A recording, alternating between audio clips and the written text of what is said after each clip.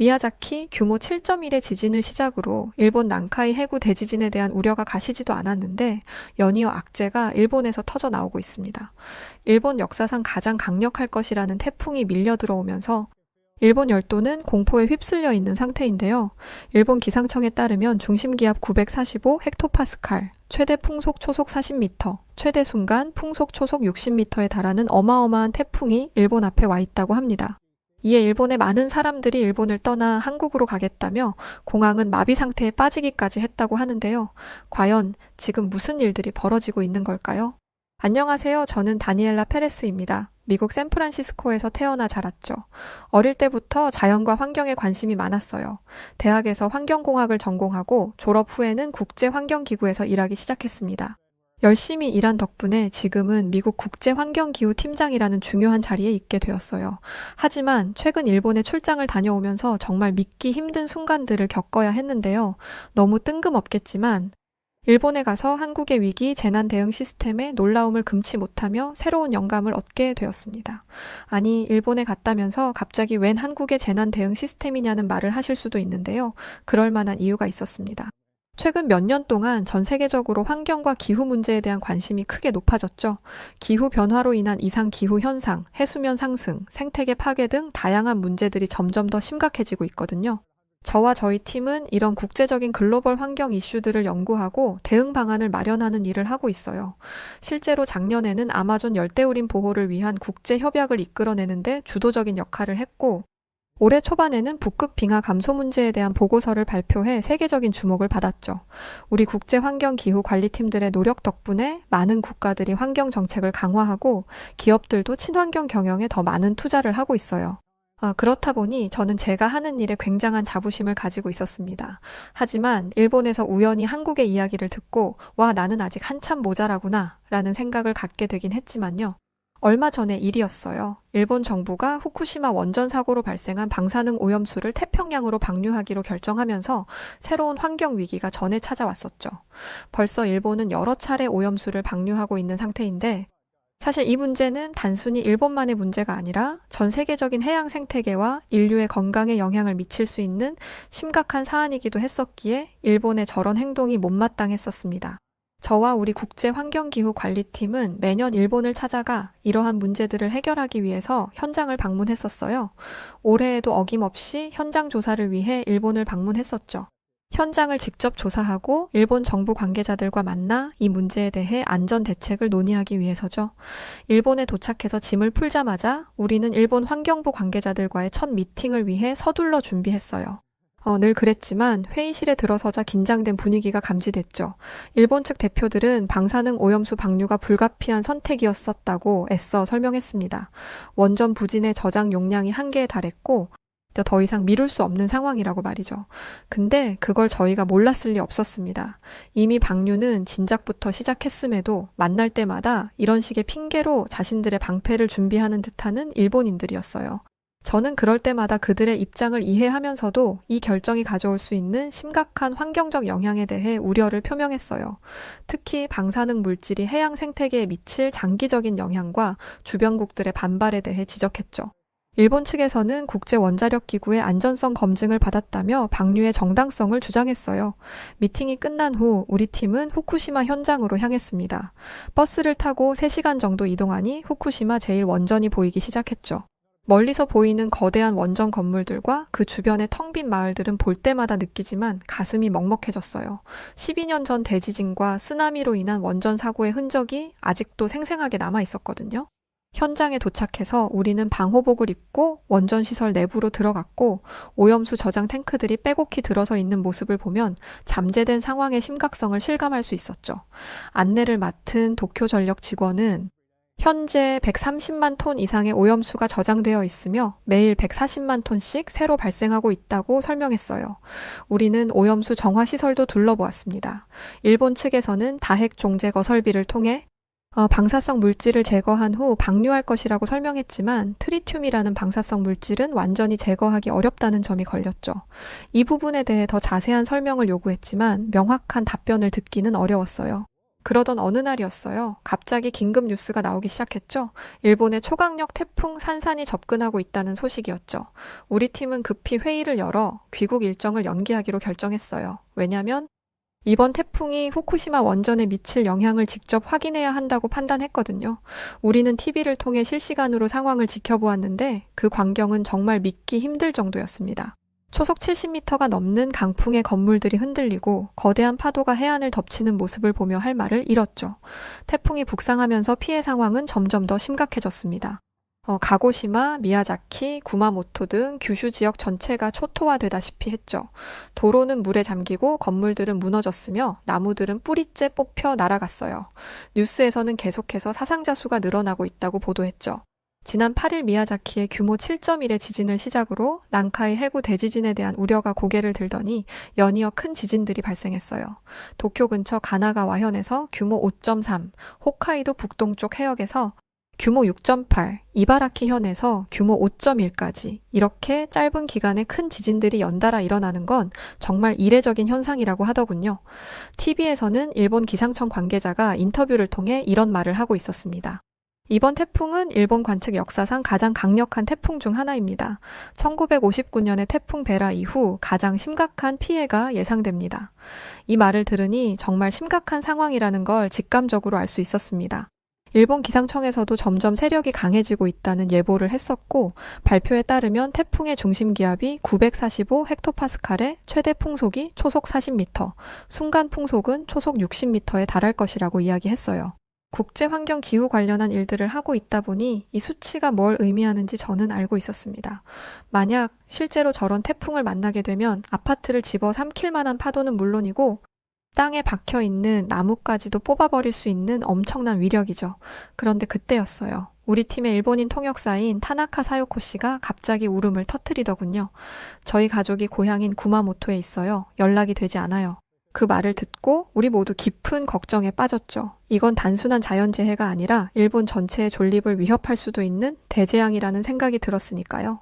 사요코 씨에게 괜찮을 거라고 잘 대피하셨을 거라고 했지만 진정되지 않는 듯 해보였습니다. TV에서는 연신 충격적인 예측을 내놓았어요. 이번 태풍으로 인해 일본 경제가 무너질 수 있습니다. 피해 복구에 수백조 원이 들 것으로 예상되며 이는 일본의 재정을 완전히 붕괴시킬 수 있습니다. 이런 주장을 들으니 정말 아찔하더군요.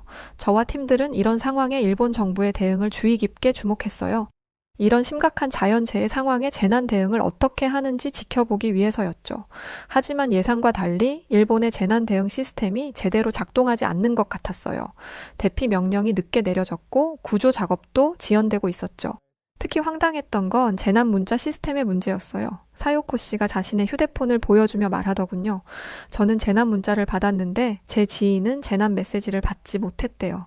이런 상황에서는 정확한 정보 전달이 생명인데 이런 기본조차 작동되지 않는다니 이게 무슨 일인지 우리 모두는 놀랄 수밖에 없었어요. 아시아 최고의 기술 강국이라고 알려진 일본에서 누구에게는 문자가 가고 누구에게는 안 가고와 같은 시스템 오류가 발생했으니까요. 태풍이 접근하면서 우리도 위험에 처할 수 있다는 것을 느꼈고 호텔 직원들이 우리에게 지하 대피소로 이동하라고 안내했죠. 대피소로 향하는 길에 우리는 혼란스러운 광경을 목격했습니다. 사람들은 당황한 채로 이리저리 뛰어다녔고 일부는 어디로 가야 할지 모르는 듯 했어요. 대피소에 도착해보니 이미 많은 사람들로 가득 차 있었고 외국인 관광객들도 많이 보였는데 그들 대부분이 일본어를 모르다 보니 더욱 혼란스러워하는 모습이었죠. 하지만 그 어디에도 외국인들을 위한 안내 지침이나 안내원들은 없었습니다. 자국민들조차도 어찌할지 몰라 발을 동동 구르는데 말도 안 통하는 외국인들은 오죽했겠어요? 그래서 저와 우리 팀은 영어로 상황을 설명해주며 그들을 안심시키려 노력했습니다. 대피소에서 밤을 보내는 동안 우리는 계속해서 뉴스를 확인했어요. 태풍은 예상보다 더 강력한 위력으로 일본 전역을 강타하고 있었죠.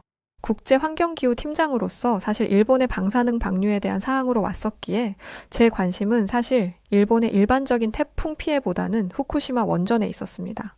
태풍으로 인해 방사능 오염수 저장 탱크가 파손될 경우 우리가 걱정했던 최악의 시나리오가 현실이 될 수도 있었거든요. 그때는 태풍으로 한 나라만 소실되는 게 아니라 전 세계가 엄청난 피해를 겪을 수 있는 중대한 사안이었기에 걱정이 엄청나게 컸습니다. 상황이 조금 진정되었을 무렵 저와 동료들은 즉시 피해 상황을 파악하기 위해 움직였어요. 시내로 나가보니 거리는 쓰레기와 부서진 간판들로 뒤덮여 있었고 일부 지역은 여전히 정전 상태였어요. 저는 팀원들과 즉시 후쿠시마로 향했습니다. 가는 동안 도로 곳곳이 파손되어 있어 이동이 쉽지 않았지만 어떻게든 원전에 도착했죠. 다행히 원전 자체는 큰 피해를 입지 않은 것 같았어요. 하지만 주변 지역의 피해는 심각했죠. 다행히 오염수 저장 탱크는 파손되지 않고 내용물이 유출된 흔적도 발견하지 못했습니다. 현장에서 만난 도쿄전력 관계자는 한숨을 쉬며 말했어요. 우리가 예상했던 것보다 훨씬 더 강력한 태풍이라 만약 이곳까지 밀려든다면 2019년 때와 마찬가지로 방호벽이 일부 무너질 수도 있고 오염수가 유출될 우려도 있기 때문에 안전에 만전을 기하고 있다는 말을 했습니다. 하지만 원전 이외 타 지역 피해가 심각하기 때문에 예의주시하고 있다고 했어요. 분명 당장 문제는 없어 보이긴 했지만 사태 파악을 위해 분주했었고 저와 동료들도 심각한 표정을 지을 수밖에 없었어요. 우리는 즉시 현장에서 수집할 수 있는 모든 데이터를 모았습니다. 방사능 수치를 측정하고 파손된 시설들이 있는지 꼼꼼히 살폈죠. 원전을 떠나 돌아오는 길에 우리는 깊은 침묵에 빠졌습니다. 이번 태풍으로 인한 피해는 단순히 물리적인 것만이 아니었기 때문이었죠. 전 세계적인 피해가 올 수도 있는 상황이었고 우리가 눈으로 본 일본의 재난 대응 시스템 그리고 당연히 최고라고 믿어왔던 일본의 강대국 이미지가 크게 흔들려 보였으니까요. 실제로 일본 곳곳은 지속적인 여진으로 인해서 피해가 심각한 상황이었고 한 일본 관계자와 통화를 하게 되었는데 전화 통화에서 떨리는 목소리로 말하더군요. 아직 정확한 원인은 파악하지 못했습니다. 하지만 태풍으로 인한 해저 지형의 변화가 지진을 유발했을 가능성이 있습니다. 특히 난카이 트로프 주변에서 이상 징후가 감지되고 있어 매우 우려됩니다. 정말 큰일이구나 싶었습니다. 태풍과 지진의 연쇄작용으로 인한 피해는 상상을 초월할 수 있었거든요. 특히나 후쿠시마 원전의 안전이 가장 큰 걱정이었죠. 그런데 이런 아비규환 속 일본 정부의 대응은 굉장히 미온적이었습니다. 대피 명령이나 구체적인 행동 지침 없이 그저 안전에 유의하라는 식의 일반적인 경고만 반복하고 있었죠.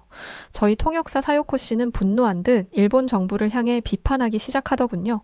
정부가 뭘 하고 있는 거죠? 이런 심각한 상황에서 국민들을 보호하는 게 그들의 의무 아닌가요? 틀리지 않는 말이었죠. 자국민을 보호해야 할 일본 정부는 나몰라라식으로 대응하고 있었으니 자국민이었던 사요코 씨가 분노할 만하다라는 생각을 했습니다. 이대로는 안 되겠다 싶어서 우리는 나름의 대응책을 준비했고 일본 정부에 강력한 권고안을 전달하기로 했어요. 즉각적인 대규모 대피령 발령과 구체적인 행동 지침 제시를 요구하는 내용이었죠. 그리고 국제구조팀의 파견을 요청하기로 했어요. 일본의 재난 대응 능력만으로는 이 상황을 감당하기 어렵다고 판단했거든요. 하지만 이조차 일본은 자존심 때문인지 자국의 힘으로 극복할 수 있다는 앵무새 같은 말만 되풀이하더군요.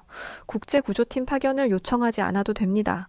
우리 일본 재난대응팀이 자국민들에게 최대한의 노력을 모두 기울이고 있다고요. 참 어이가 없었죠. 저희는 마지막으로 후쿠시마 원전에 대한 국제적 관리를 제안하기로 했어요. 지금까지의 상황들을 미뤄봤을 때 일본 정부와 도쿄 전력의 대응만으로는 불안하다고 생각했거든요. 그때 갑자기 큰 흔들림이 느껴졌어요. 또 다른 지진이었죠. 이번엔 일본에 발현된 직하형 지진이었어요. 규모는 정확히 당시 몰랐지만 강진이었고 시내 곳곳에서 건물이 흔들리고 화재가 발생했다는 소식이 들려왔어요. 창밖을 내다보니 도시 전체가 혼돈 속에 빠져 있었어요. 사람들은 공포에 질려 거리로 뛰쳐나왔고 차들은 정체되어 움직이지 못했죠. 하늘에는 검은 연기가 피어오르고 있었고 사이렌 소리가 귀를 울렸어요. 그때 바닥에 앉아 사요코 씨가 두려움에 떨며 말하더군요. 이게 정말 제가 태어난 우리 일본인가요? 세계 3위의 경제대국, 기술 강국이라고 자부하던 나라가 이렇게 무너지다니. 그의 말에 우리 모두 할 말을 잃었습니다. 태풍과 지진으로 인한 혼란이 계속되는 가운데 지진도 어느 정도 가라앉고 정신없던 우리 팀은 잠시 휴식을 취하기로 했어요. 일본 시내의 한 식당을 찾아갔죠. 피해가 덜한 지역으로 이동을 했던 터라 다행히 문을 열고 있던 한 식당을 발견할 수 있었고 식당에 들어서자 한 무리의 사람들이 눈에 띄었습니다. 왜냐하면 그들은 일본어가 아닌 한국어를 구사하며 대화를 나누고 있었기 때문이었죠. 저는 호기심에 그들에게 다가가 말을 걸었습니다.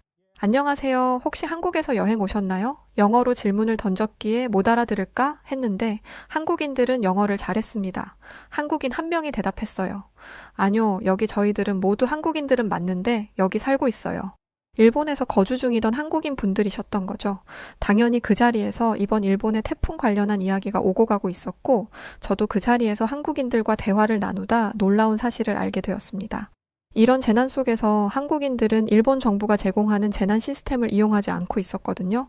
대신 한국의 대학생들이 만든 무료 앱과 재난 시스템을 사용하고 있다고 하더라고요. 아니, 그저 대학생들이 만든 재난 앱을 이용한다니 국가가 만든 것도 아닌 학생들의 손에서 만들어진 것을 신뢰한다는 말인가? 저는 호기심이 생겨 한국인께 물어봤죠. 그랬더니 그중 한 분이 자신의 스마트폰을 꺼내 보여주셨어요. 이 앱은 한국의 서울대학교 학생들이 개발한 거예요. K-Safety라고 하는데 실시간 태풍 정보와 이동 경로는 물론 내가 있는 위치를 추적해서 가장 빠르게 피신할 수 있는 공간까지 실시간으로 알려줘요. 앱을 살펴보니 정말 놀라웠어요. 믿을 수가 없었죠. 현재 위치를 기반으로 가장 가까운 대피소 위치, 안전한 이동 경로, 실시간 재난 정보 등을 상세하게 제공하고 있음은 물론 심지어 개인의 상황에 맞는 일부 노약자, 임산부, 장애인 등에 따라 맞춤형 대피 지침까지 제공하고 있었어요. 일본 정부에서 제공하고 있는 시스템보다 훨씬 더 효율적이라는 생각이 들었습니다. 이 앱 덕분에 우리는 안전하게 대피할 수 있었어요. 한국인 한 여성분은 이런 말씀하셨어요. 일본의 재난 문자는 받지도 못했는데 이 앱에서는 정확한 정보를 실시간으로 받을 수 있었죠. 확실히 일본이 IT 분야나 이런 재난 시스템에서는 한국에게 한참 모자른 생각이 들어요. 실제로 한국의 재난 시스템은 정말 대단했습니다. 세계에서도 단연 손꼽히는 수준이라고 해요. 특히나 지난 2014년 세월호 사건 이후 더욱 발전했다고 하더라고요. 저는 한국인 분들에게 제가 미국에서 국제 환경 기후 관련한 일을 한다고 이야기를 말씀드리고 정중하게 한국의 재난관리 시스템에 대해 더 자세히 물어봤습니다. 그랬더니 한국인 분들은 차근차근한 말투로 설명해 주셨죠. 한국은 재난관리에 인공지능 AI를 적극 활용하고 있어요. 빅데이터를 분석해서 재난을 예측하고 최적의 대응 방안을 실시간으로 제시하죠. 또 모든 국민에게 재난 문자를 보내는 CBS 셀 브로드캐스팅 서비스이란 시스템도 있습니다. 통신망이 마비되어도 작동할 수 있어요. 그리고 한국 재난 대응 시스템의 가장 핵심은 스마트 시티 통합 플랫폼이에요. CCTV, IoT 센서, 드론 등을 활용해 도시 전체를 실시간으로 모니터링하고 관리하기 때문에 무슨 일이 발생하더라도 사각지대 없이 모든 상황들을 국민들은 실시간으로 전달받을 수 있어요. 그들의 설명을 듣고 나니 한국의 재난관리 시스템에 깊은 인상을 받았습니다. 특히 민간에서 개발한 앱이 이렇게 효과적으로 활용되고 있다는 점이 놀라웠죠. 그런데 왜 일본 정부는 이런 시스템을 도입하지 않는 걸까요? 제가 물었어요. 그러자 한 분이 한숨을 쉬며 대답하셨어요. 일본은 여기서 조금 살아보니 기존 시스템에 대한 자부심이 크고 변화를 꺼리는 경향이 있어요. 새로운 기술을 받아들이는 속도가 좀 느린 편이죠. 우리는 식사를 하면서도 계속 이야기를 나눴어요. 그들은 일본에 살면서 겪은 여러 재난 경험과 한국의 시스템을 활용해 극복한 사례들을 들을 수 있었습니다. 식사를 마치고 나오면서 저는 이번 경험을 통해 많은 것을 배웠다는 생각이 들었어요.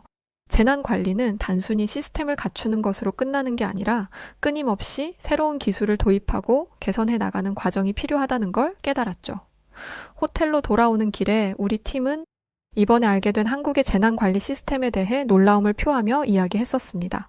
어떻게 하면 이런 한국의 선진 시스템을 더 많은 국가에 소개하고 도입할 수 있을지, 우리가 할 수 있는 역할은 무엇일지 등을 이야기했었죠. 호텔에 도착해서 저는 곧바로 노트북을 켜고 한국의 재난관리 시스템에 대해 더 자세히 조사하기 시작했어요.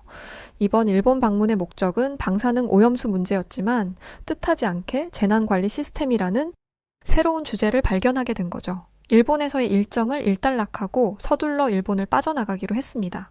아무래도 이번 태풍 사태가 심각하다 보니 자칫 발이 묶여 미국으로 돌아갈 수 없을지도 모른다는 생각이 들어서였죠.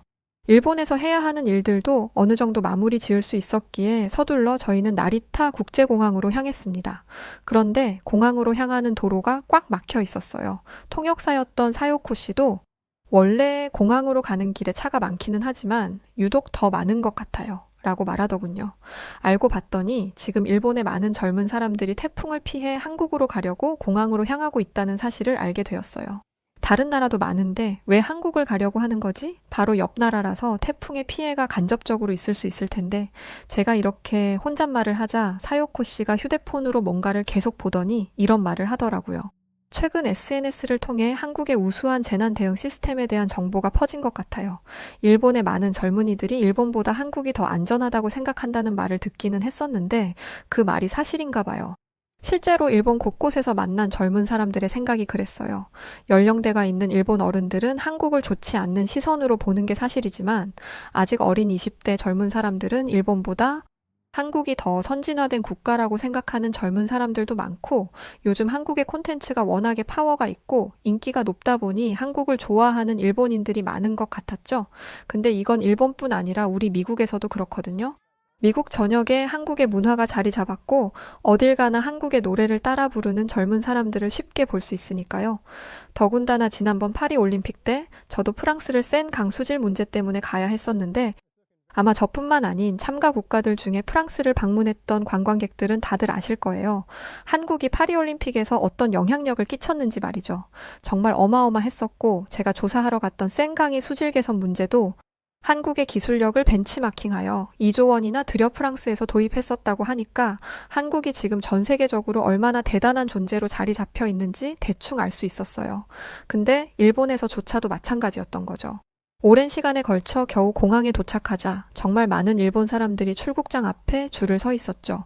공항에서 커피를 사서 잠시 출국 전에 쉬고 있었는데 한국으로 가려는 듯한 일본인 여성분들이 보였습니다. 그래서 실례를 무릅쓰고 물어봤었어요. 한국으로 가시는 건가요? 여행으로 가는 건가요? 아니면 피난을 한국으로 가는 건가요? 그러자 그 일본 여성은 이렇게 대답했어요. 일본 정부는 계속해서 우리의 재난 대응 매뉴얼로 안전할 것이라고 말하지만 저는 일본 정부를 믿을 수 없어요. 실제로 이번 태풍 때 정부의 대응은 너무나 부족했거든요. 반면에 한국의 재난 대응 시스템은 정말 효율적이라고 들었어요. 그래서 한국으로 잠시 여행 겸해서 한국으로 피신 가는 거예요. 이런 상황에 일본의 유튜브와 뉴스들에서는 우리 일본은 충분히 안전한 대책을 마련하고 있습니다. 시민들이 불필요하게 동요하지 않았으면 좋겠습니다. 라는 말만 되풀이하고 있었는데 참 아이러니한 상황이었습니다. 공항의 분위기는 혼란스러웠어요. 한국행으로 가려는 사람들이 모여들기 시작하자 일본 사람들은 괜시리 초조해하는 듯한 모습들을 보이기도 했죠. 공항 한편에서는 시위 소리가 들리기도 했습니다. 일본 재난 대응 개선을 위한 시민단체라는 팻말을 든 사람들이 일부 있었거든요. 우리 일본 정부는 낡은 시스템에 안주하고 있습니다. 이번 사태를 계기로 한국의 선진 재난 관리 시스템을 도입해야 합니다. 국민의 안전이 우선입니다. 물론 이 시위를 못마땅해 하는 일본 사람들도 있었습니다. 시스템을 개선하자는 취지는 좋은데 왜 한국 재난관리 시스템을 도입해야 하냐는 거였죠. 이 광경을 지켜보면서 저는 일본과 한국의 재난대응법에 정말 큰 차이가 있다는 걸 실감했어요. 특히 시민들의 반응을 보면 그 차이가 더욱 극명하게 드러났죠. 우여곡절 끝에 일본을 떠나 미국에 도착했고 저희는 바로 며칠 뒤 미국 샌프란시스코 컨퍼런스 센터에서 열린 국제재난관리 심포지엄에 참석했어요. 이 심포지엄은 전 세계의 재난관리 전문가들이 모여 각국의 재난 대응 시스템을 공유하고 토론하는 자리였죠. 이 자리에서 저희는 일본에서 겪었던 모든 일들을 자료화하여 발표하였습니다. 일본에서 무슨 일이 있었는지, 지금 이 시각에도 일본은 어떠한 상황에 놓여 있고, 일본 후쿠시마 원전의 안전성은 어디까지 확보되어 있는지를 보고 느낀 대로 발표했죠. 근데 저희 발표가 끝나고 컨퍼런스 센터에 한국에서 왔다는 재난안전관리 전문가가 왔었어요. 그는 한국의 재난 대응 시스템에 대해 상세히 설명했죠. 한국의 재난 대응 시스템은 세계적으로 그 우수성을 인정받고 있습니다. 특히 AI와 빅데이터를 활용한 예측 시스템, 실시간 재난 정보 공유 플랫폼, 그리고 개인 맞춤형 대피 안내 서비스는 많은 국가들의 벤치마킹 대상이 되고 있습니다. 이미 일본에서 만났던 한국인들로 인해서 한국의 재난관리 대응 시스템이 얼마나 훌륭한지 익히 알고 있었지만 실제로 전문가의 말로 다시 한번 듣게 되니 정말 놀랍더라고요. 실제로 저뿐만 아니라 심포지엄에 모여들었던 세계 각국의 재난관리 팀원들, 국제환경기후 전문가들 등등 한국 전문가의 연설에 박수를 치며 엄지를 들어주었어요. 근데 더욱 놀라웠던 건 영국의 국토안보부의 관계자의 이야기였어요. 그는 놀랍게도 영국에서도 한국의 재난 대응 시스템을 일부 도입했다고 말했죠. 우리는 2년 전부터 한국의 재난 예측 AI 시스템을 런던에서 시범 운영하고 있습니다. 그 결과 각종 재해와 재난 등의 예측의 정확도가 30% 이상 향상되었습니다. 이 말을 듣고 우리 팀원들은 서로 놀란 눈빛을 교환했어요. 유럽국인 영국에서도 한국의 시스템을 2년 전에 도입했었다니 정말 예상치 못한 사실이었죠. 심포지엄이 끝난 후 일본에 출장 다녀왔지만 오히려 한국의 기술력에 더 깊은 인상을 받았어요. 저희 한 팀원이 말하더군요. 이어 다른 팀원이 덧붙였죠. 맞아요. 특히 재난 대응 분야에서 한국의 영향력이 이렇게 크다는 걸 몰랐어요. 미국에서 처음 일본에 도착했을 때는 방사능 오염수 문제를 조사하러 왔었어요. 하지만 예상치 못한 태풍이란 자연재해를 겪으면서 오히려 재난 대응 시스템의 중요성을 깨닫게 되었죠. 그리고 그 과정에서 한국의 선진화된 시스템을 알게 된 것은 정말 뜻밖의 수확이었어요. 이번 경험을 통해 한국의 재난 대응 시스템과 시민의식에 대해 새롭게 주목하게 됐습니다. 첨단 기술을 활용한 재난 예측과 대응 시스템, 효율적인 대피소 운영, 그리고 위기 상황에서 더욱 빛을 발하는 시민들의 연대의식. 일본도 일본이지만 우리 미국도 이러한 점들은 배워야 할 점이 많아 보였어요. 실제로 한국의 재난관리 홈페이지와 앱은 정말 놀라울 정도로 다양하고 상세한 정보들이 실시간으로 업데이트되고 있었어요. 지진, 태풍, 화재, 감염병 등 모든 종류의 재난에 대한 예방 수칙부터 대피 요령까지 심지어 외국인을 위한 다국어 서비스까지 제공하고 있었죠. 이런 시스템이 있었다면 이번 일본의 재난 상황에서 훨씬 더 효과적으로 대응할 수 있었을 텐데 참 안타깝네요. 저도 모르게 말이 나오더군요. 불과 몇십 년 전만 해도 전쟁의 폐허 위에 있던 작은 나라 한국이 이제는 세계를 선도하는 기술 강국이 되어 다른 나라들의 귀감이 되고 있다니. 한국의 저력과 잠재력이 정말 대단하다고 느꼈습니다. 그리고 그나저나 일본의 이번 태풍 사태로 큰 피해가 없길 바라는 마음입니다. 그리고 전 세계에 좋은 귀감이 되어주고 있는 한국에게 감사합니다. 네, 오늘 사연은 여기까지입니다. 일본의 태풍 피해가 굉장히 심각하죠. 한국에서도 연신 일본 관련한 태풍 소식이 들려오고 있는데요. 아무쪼록 사상자가 없길 바라는 마음이네요. 자, 그럼 오늘 사연 어떻게 들으셨나요? 사연이 좋으셨다면 구독과 좋아요 부탁드리고요. 그럼 지금까지 저는 여우튜브 송은지였습니다. 더 좋은 영상으로 찾아뵐게요. 영상 끝까지 시청해주셔서 너무 고맙습니다. 그리고 우리 구독자분들 모두 감사합니다. 늘 사랑합니다. 당신만의 여우